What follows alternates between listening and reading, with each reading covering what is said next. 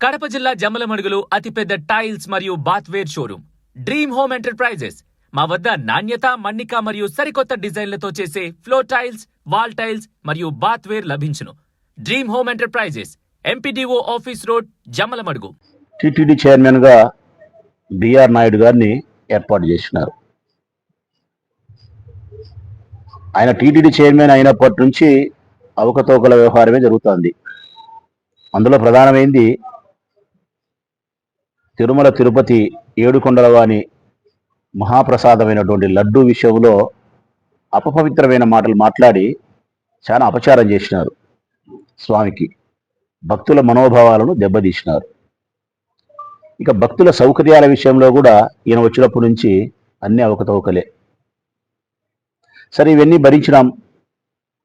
నిన్నటి దినం 3-4 రోజులుగా ఆయన రాసలీలన్నీ కూడా వీడియోలలో వైరల్ అవుతా ఉన్నాయి. ఎందుకు నేను రంకు నేర్చినమ్మ బొంకు నేర్చదా అంటే, స్పష్టతగా వీడియోలలో మనందరం ప్రపంచమంతా చూసినప్పటికి కూడా ఆయన వల్ల బుకాయిస్తున్నాడు, బొంకుతున్నాడు. ఏమని బొంకుతున్నాడు? ఆయన అహంకారం కానీ, ఆయన బుకాయింపు కానీ. 30 సంవత్సరాలుగా ఫ్రెండ్స్ మాకు, వాళ్ళు ఫ్యామిలీ ఫ్రెండ్స్ అయితే పోమా, రారా, హాయ్ బాయ్ చెప్పమా అంటున్నాడు. ప్రజల్ని అడుగుతా ఉన్నా నేను, ఫ్యామిలీ ఫ్రెండ్స్ అయితే ప్రజలారా, మనందరికీ ఫ్యామిలీ ఫ్రెండ్స్ ఉంటారు. బీదోళ్ళమైనా, సావుకారులమైనా, మూర్ఖులమైనా, తెలివి ఎట్టడోళ్ళనా కానీలే, ఎవరికి స్థాయి వాళ్ళ దగ్గర ఫ్యామిలీ ఫ్రెండ్స్ ఉంటారు. వాళ్ళ ఇంటికి మనం పోతాము, భోజనం చేసి వస్తాము. మన ఇంటికి వాళ్ళు పూట వస్తారు, భోజనం చేసి పోతారు. ఇది యాడైనా మన సంప్రదాయము, మన సంస్కృతి. ఇంకా మన ఫ్యామిలీ ఫ్రెండ్స్ అంటే స్నేహితుని భార్య అంటే మనకు సోదరితో సమానం. అసలు అటువంటి చెడు అభిప్రాయమే మనకి ఎవరికి కలగదు. మరి బిఆర్ నాయుడు గారు చెప్పినట్టు ఫ్యామిలీ ఫ్రెండ్స్ అయితే వాళ్ళ ఇంటికి పోయి పూట భోంచేయ్యా. ఇదేంది ఇది? వాళ్ళ ఇంటికి పోయి పూట భోంచేయాల్సిన మన సంస్కృతికి భిన్నంగా ఆ ఇంటి మనిషి యొక్క భార్యని భోంచేస్తావా? ఇదేనా మన పెద్దలు నేర్పిన సంస్కృతి? ఫ్యామిలీ ఫ్రెండ్స్ అని చెప్పి ఎంత ఈజీగా నువ్వు బుకాయిస్తావు.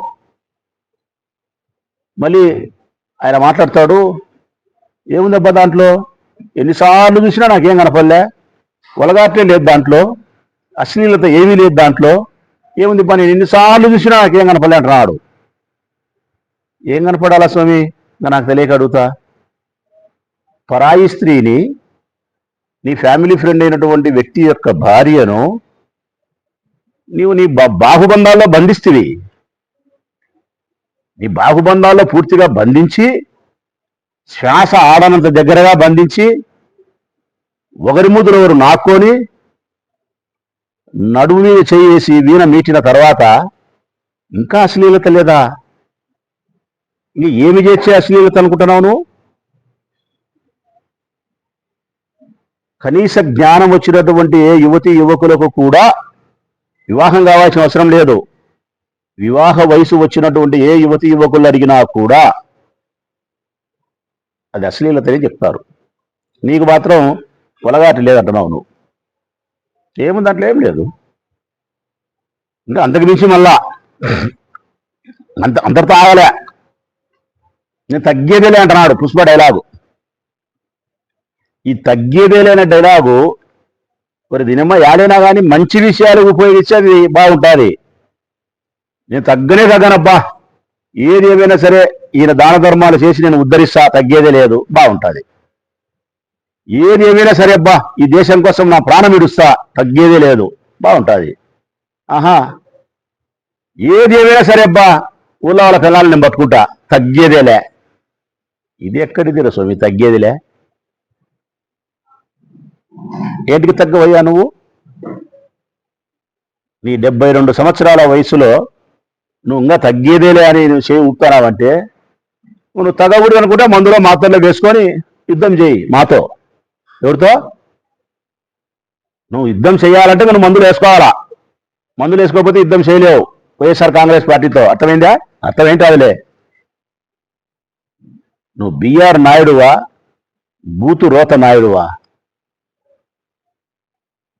ఇంకా నీకు ఏమాత్రమే కానీ సంస్కారము, మర్యాద, గౌరవము, దేవుని పట్ల భక్తి భావం ఉంటే ఇమ్మీడియట్గా నువ్వు రాజీనామా చేసి ఉండాలా. ఇమ్మీడియట్గా నువ్వు రాజీనామా చేసి ఉండాలా.